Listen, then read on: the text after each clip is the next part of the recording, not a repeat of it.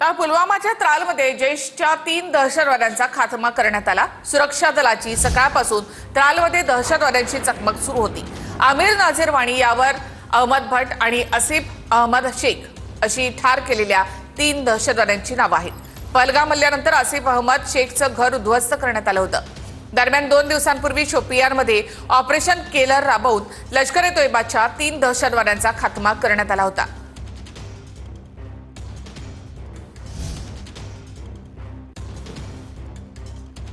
तर आतापर्यंत 6 दहशतवादी ठार झालेत।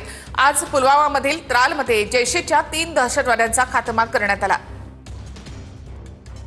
2 दिवसांपूर्वी लष्कर-ए-तोयबाचे 3 दहशतवादी ठार करण्यात आले होते।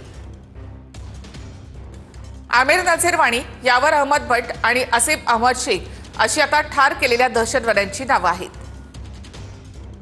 तर पहलगाम हल्ल्यानंतर आसिफ अहमद शेखचं घर उद्ध्वस्त करण्यात आलं होतं।